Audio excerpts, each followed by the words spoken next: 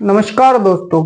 आज का जो वीडियो का टॉपिक है वो हाल ही के कुछ दिनों में घटित एक घटना पर आधारित है, जो कि हिंदू मुस्लिम के दंगों के लिए या हिंदू मुस्लिम के धर्म के आधार पे जो वर्तमान समय में जो पूरा मीडिया भरा हुआ है, मीडिया के द्वारा हमको जो जानकारी दिया जा रहा है वो है संभाल विवाद। कौन सा विवाद है? संभाल विवाद।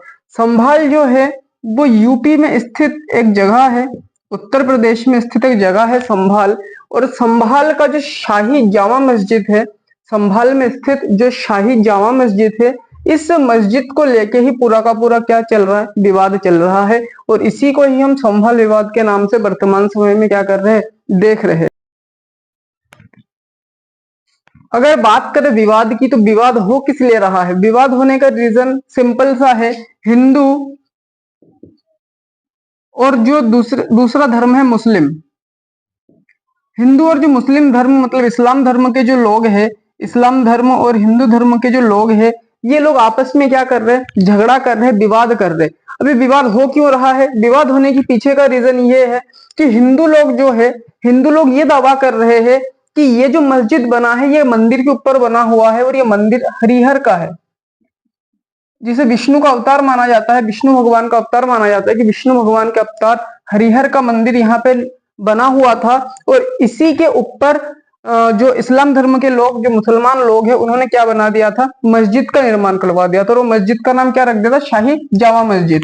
और मुस्लिम लोगों का मानना यह है कि वो लोग ये समझ रहे हैं, ये मान रहे हैं कि 1528 से 29 के मध्य बाबर के द्वारा, किसके द्वारा? बाबर के द्वारा इस मस्जिद का क्या करवाया गया था? निर्माण करवाया गया था। और हिंदू लोगों का मानना है बाबर ने ये जो मस्जिद का निर्माण करवाया था, ये मस्जिद का निर्माण हरिहर मंदिर के ऊपर करवाया गया था, क्योंकि पहले यहाँ पे मंदिर था और बाद में उस मंदिर को तोड़ के वहां पे किसका निर्माण करवाया गया है? तो लोगों में और मुस्लिम लोगों में धर्म के आधार पर ये जो दंगा हो रहा है वर्तमान समय में, और इस दंगे में जो हिंदू लोग हैं वो अपने पक्ष को मजबूत इसलिए बता रहे हैं क्योंकि उनके पास, हिंदू लोगों के पास इसके लिए पुख्ता सबूत उपलब्ध है। क्योंकि हिंदू लोगों का ये कहना है कि बाबर ने अपनी जो आत्मकथा लिखी थी, बाबर ने अपनी जो आत्मकथा लिखी थी, बाबरनामा। कौन सी आत्मकथा लिखी थी बाबर ने? बाबरनामा नाम से जो आत्मकथा लिखी थी, जो बाबर खुद ने लिखी थी, वो सबसे पहले उन्होंने तुर्की भाषा में लिखी थी। कौन सी भाषा में लिखी? तुर्की भाषा में लिखी।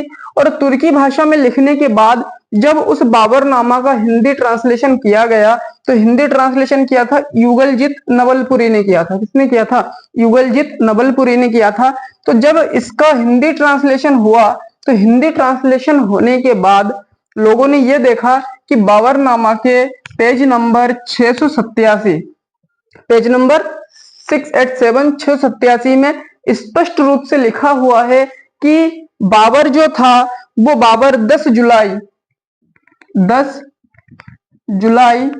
1529, 10 जुलाई 1529 में कहा आया था? संभाल आया था। कहां पे आया था? 10 जुलाई 1529 को बाबर कहां पे आया था? संभाल आया था। चीजों को थोड़ा और रिलेट करके देखते वापस से। बाबर की आत्मकथा बाबरनामा, जिसे कि तुजुक ए बावरी के नाम से भी जाना जाता है। बाबर ने अपनी आत्मकथा सबसे पहले तुर्की भाषा में लिखी थी और उसका हिंदी ट्रांसलेशन जो किया गया था वो युगलजीत नवलपुरी के द्वारा किया गया था।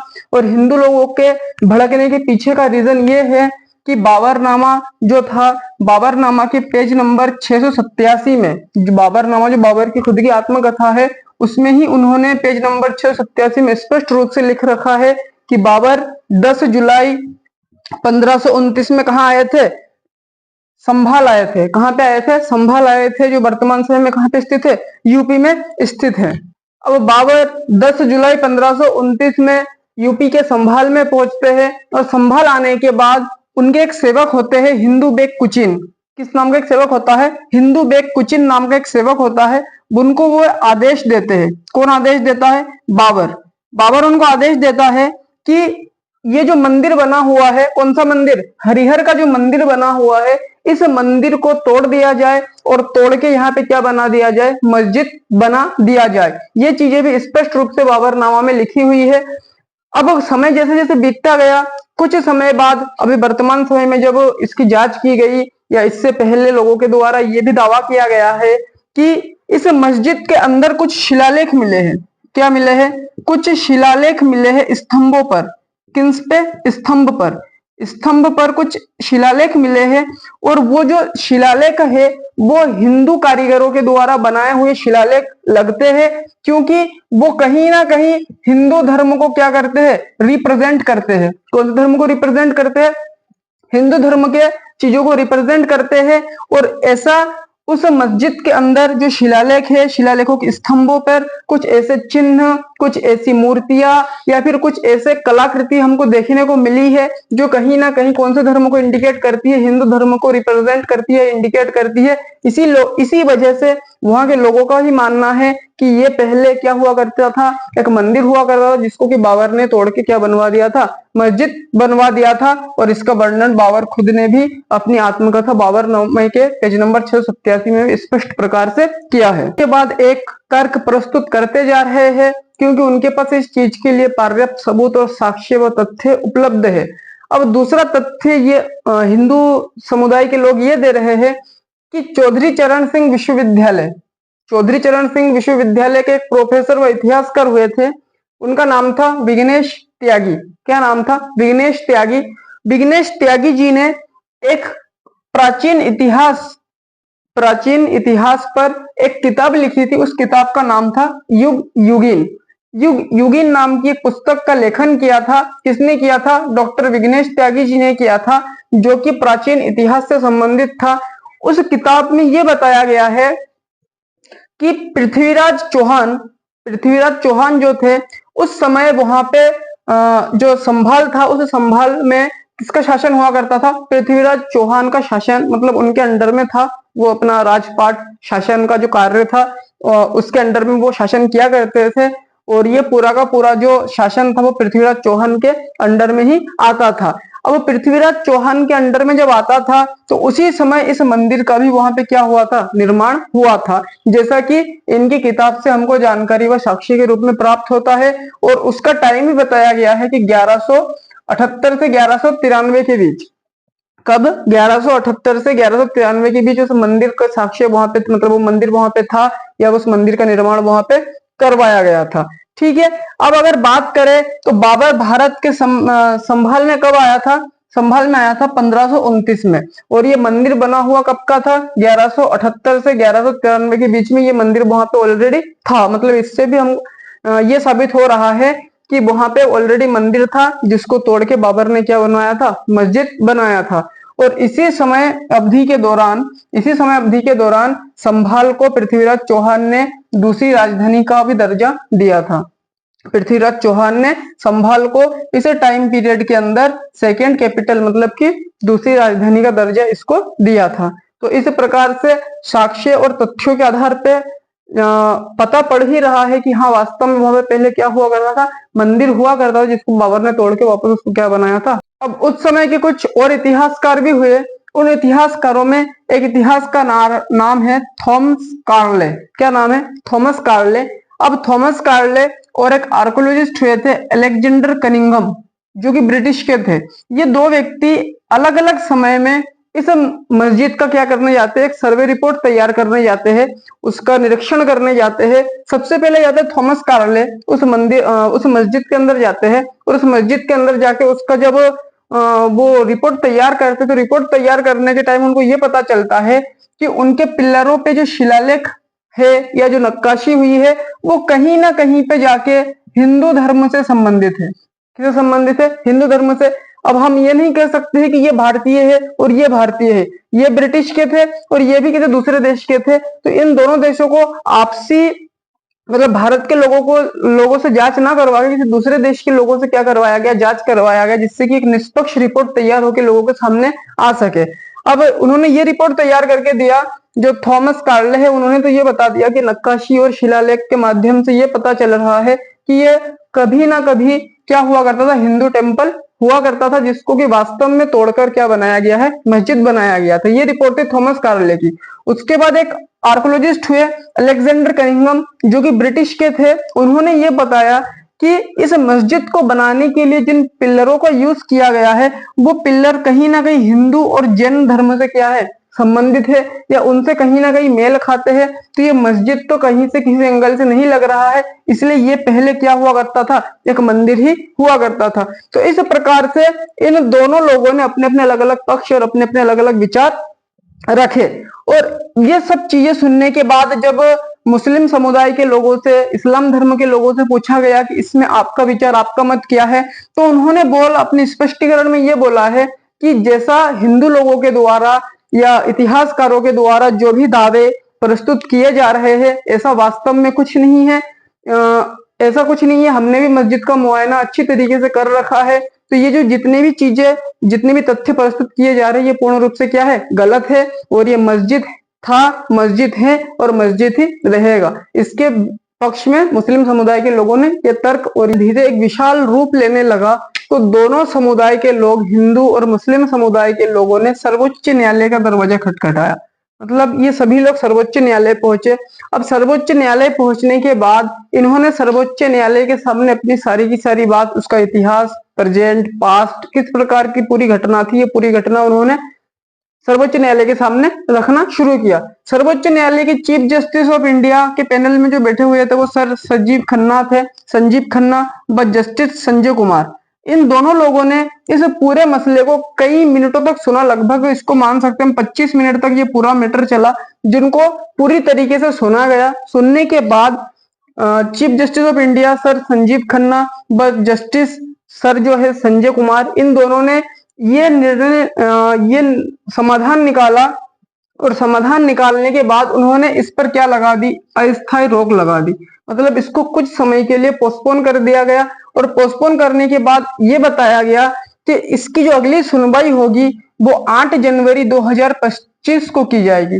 कब की जाएगी? 8 जनवरी 2025। और इसकी जो याचिका तैयार होके आई थी, ये जो अपने मस्जिद है, ये मस्जिद की जो याचिका तैयार होके आई थी, इस याचिका को एक बंद लिफाफा के अंदर इसको बंद किया गया। और बंद करके इसको बिल्कुल गुप्त तरीके से पैक करके रख दिया गया है। और इसको कब खोला जाएगा? 8 जनवरी 2025 को खोल के इसकी जो नेक्स्ट सुनवाई है वो उस आधार पे किया जाएगा। साथ ही साथ सर्वोच्च न्यायालय ने शाही जामा मस्जिद कमेटी जो है उनको ये भी हिदायत दी है कि वो इलाहाबाद हाई कोर्ट का क्या करे, दरवाजा सबसे पहले खटखटाए। और इलाहाबाद हाई कोर्ट में से जो फैसला उनको सुनाया जाता है, अगर उससे वो संतुष्ट ना हो तब तो जाके वो वापस कहाँ पे पहुंचे? सर्वोच्च न्यायालय। मतलब कि जो अपना सुप्रीम कोर्ट है उस सुप्रीम कोर्ट में पहुंचे।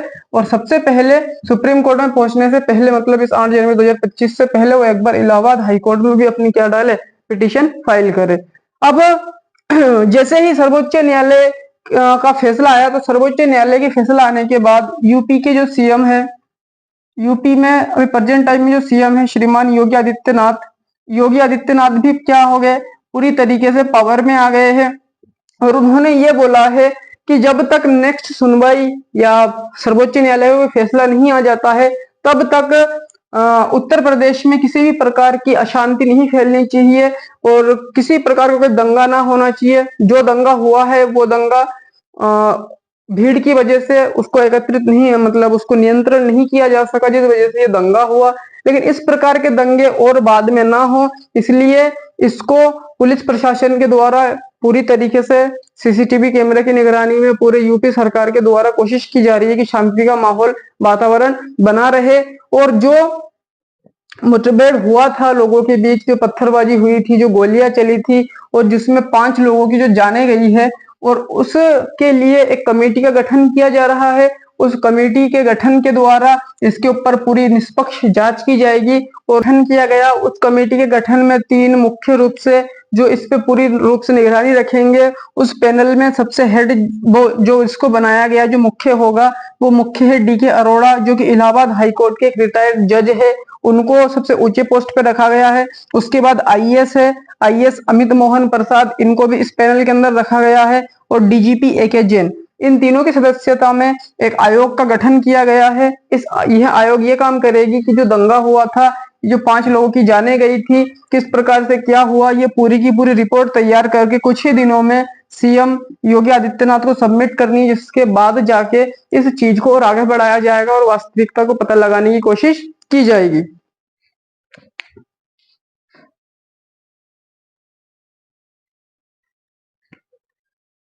ये तो हो गई कुछ बातें धर्म से संबंधित, मंदिर से संबंधित, मस्जिद से संबंधित जितनी भी बातें थी वो सारी की सारी बातें आपको बता दी गई। अब देखते हैं कि वर्तमान समय में धर्म का क्या परिप्रेक्ष्य है, धर्म की वजह से किस किस प्रकार से लोगों को कितनी प्रकार की समस्याओं का सामना करना पड़ रहा है, उस चीजों को भी हमको एक बार देखने की बिल्कुल जरूरत पड़ती है। अब अगर हमको देखा जाए तो भारत देश की अगर हम बात करते हैं तो भारत देश में चाहे लोगों की जान जाए, चाहे बेरोजगारी हो, चाहे खाने के लिए कुछ ना हो, चाहे जीडीपी कितना भी नीचे जाए, चाहे डेवलपमेंट हो चाहे ना हो, इससे लोगों को कोई फर्क नहीं पड़ने वाला है। लोगों को अगर फर्क पड़ रहा है तो लोगों को फर्क पड़ रहा है मंदिर मंदिर और मस्जिद मस्जिद, इन सब चीजों में ही लोगों को क्या है, ज्यादा फोकस दिया जा रहा है। अब ये ज्यादा फोकस लोग क्यों दे रहे हैं इस चीज में? लोग ज्यादा फोकस इसलिए दे रहे हैं क्योंकि सरकार भी चाहती है कि तुम इस चीज के अंदर पूर्ण रूप से घुसे रहो, जिससे कि भारत की जो ग्रोथ है, भारत का जो डेवलपमेंट है, भारत का जितना भी कार्य है, वो उस चीज पे आप सवाल जवाब ना कर पाओ। इसलिए आपको धर्म के अंदर उलझा के रखने की कोशिश किसके द्वारा की जाती है? सरकार के द्वारा की जाती है। वैसे आपको पता ही होगा कि अभी का जो समय है वो अमृत काल का समय चल रहा है। भारत की राजनीति में सबसे अमृत काल का समय अभी के समय को माना गया है, क्योंकि शासन व्यवस्था बहुत सुचारू प्रकार से, बहुत भली भांति प्रकार से चलाया जा रहा है। रही बात यहाँ पे अगर हम करें तो पेट्रोल जो है, पेट्रोल की कीमत इतनी ज्यादा सस्ती हो चुकी है कि वो पानी से सस्ता हो गया है। ये सस्ता हो गया है, पानी से भी बहुत ज्यादा सस्ता हो गया है। और विदेशी व्यापार की बात करें तो विदेशी व्यापार, दूसरे देशों के संबंध तो अपने बहुत ही क्लासिक संबंध हो रहे हैं दूसरे देशों के साथ। और खाने पीने की चीजों की अगर बात करें तो उसका रेट तो दिन प्रतिदिन घटता ही जा रहा है। ठीक है, दूध की तो नदियां बह रही है भारत में। और रही बात अगर हम करें यहाँ पे डेवलपमेंट की, तो डेवलपमेंट तो इतना ज्यादा हो रहा है कि आपको तो दिख ही रहा है कि डेवलपमेंट कितना ज्यादा यहाँ पे हमको देखने के लिए मिल रहा है। डॉलर लगभग 30-40 के आसपास आ चुका है। भारत की करेंसी दिन प्रतिदिन वैल्यू ज्यादा होती जा रही है, डॉलर की कीमतें घट रही है। तो ये सारा जो चमत्कार हो रहा है, ये सारा चमत्कार हो रहा है अमृत काल की वजह से और भारत की राजनीति की वजह से। की बात वर्तमान समय में भारत की रोजगार की स्थिति, शिक्षा की स्थिति, चिकित्सा की स्थिति, इस चीजों से आप भली प्रकार से परिचित है, क्योंकि सरकार को इन सब चीजों से कोई फर्क नहीं पड़ने वाला है, क्योंकि सरकार जो है उनको ये सारी चीजें टाइम टू टाइम प्रोवाइड हो रही है। अगर परेशानी का सामना करना पड़ रहा है तो भारत की आम नागरिकों को इस प्रकार की समस्याओं का सामना करना पड़ रहा है। इसलिए यहाँ पे ये बताया जा रहा है कि सरकार अपने अधिकारों जनता अपने अधिकारों को समझे, अपने महत्व को समझे, वो खुद की पर्सनैलिटी और खुद के विकास के लिए प्रयास करे, ना कि इस प्रकार के धार्मिक मामलों के अंदर फंस के अपना डेवलपमेंट पूरी तरीके से रोक दे। जनता को इस बात का भी विशेष ध्यान रखना चाहिए कि जो सरकार है वो आपसे है। सरकार किससे है? हमसे सरकार है। सरकार आपसे है, आप सरकार से नहीं है। अगर आप अपना मत, अपना वोट, अपना विचार अगर सही जगह पे सही समय पे रखते हो तो आप एक सरकार को भी क्या कर सकते हो, उसके पद से हटा सकते हो। जनता को उसकी खुद की पावर समझनी होगी और अपना उसी प्रकार से क्या करना पड़ेगा, विकास करना पड़ेगा। नहीं तो ये जो राजनीतिक दल है, जो सरकार है, ये हमको इसी प्रकार से धर्म के जालों में उलझा के रखेगी और जनता का कभी भी किसी प्रकार से विकास नहीं होगा। इसलिए आप सभी दर्शकों से, आप सभी देखने वालों से निवेदन है कि अपने अधिकारों को समझे। तब तक के लिए सतर्क रहे, सावधान रहे और अपने इस चैनल को देखते रहिए और अधिक से अधिक इस वीडियो को शेयर करने की कोशिश कीजिए। अपने इस चैनल को भी सब्सक्राइब कीजिए। Thank you for watching.